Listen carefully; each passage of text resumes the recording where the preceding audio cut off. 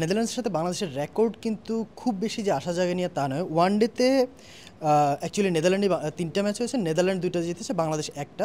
টি-20তে বাংলাদেশ এখনও 3টা ম্যাচ জিতেছে, নেদারল্যান্ড একটা। কিন্তু আমরা যদি দেখি যে প্রথম ম্যাচটা বাদে এরপর যে 3টা ম্যাচ হয়েছে, নেদারল্যান্ড একটা জিতেছে, বাংলাদেশ 2টা, 3টাই খুবই ক্লোজ ফাইট ছিল।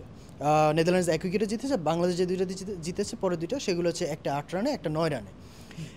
এখন আরেকটা ফেরদৌস একটা বড় ফ্যাক্টর হয়ে যেতে পারে, যেটা আমরা বিশ্বকাপে অলরেডি 2-1টা ম্যাচে দেখছি। গতকাল শ্রীলঙ্কা নেপালের ম্যাচ বাতিল হয়ে গেছে বৃষ্টিতে। পাকিস্তানের ভাগ্যে বৃষ্টি একটা বড় ফ্যাক্টর হতে পারে বলে মনে করা হচ্ছে। এখানে বৃষ্টির পূর্বাভাস যদি কোনো আছে কিনা? না, এই সেন্ট ভিনসেন্টে এখনও পর্যন্ত যে পূর্বাভাস তাতে মাত্র 15% পূর্বাভাস। সো এটা আসলে ম্যাচে কোনো অন্তত প্রভাব ফেলবে না, এই ব্যাপারে মোটামুটি নিশ্চিত। আর বৃষ্টির যে পূর্বাভাস সেটা এখনও পর্যন্ত আমেরিকা কেন্দ্রিক, মানে এখনও পর্যন্ত সেটা ওয়েস্ট ইন্ডিজে এসে পৌঁছায়নি।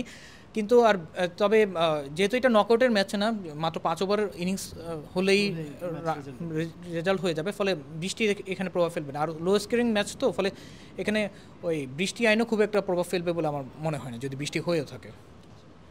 ধন্যবাদ ফেরদৌস। দর্শক, আশা করি বাংলাদেশ নেদারল্যান্ডস আরেকটা উত্তেজনাপূর্ণ ম্যাচই হতে হবে।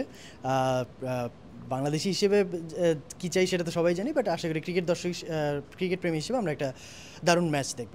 ধন্যবাদ।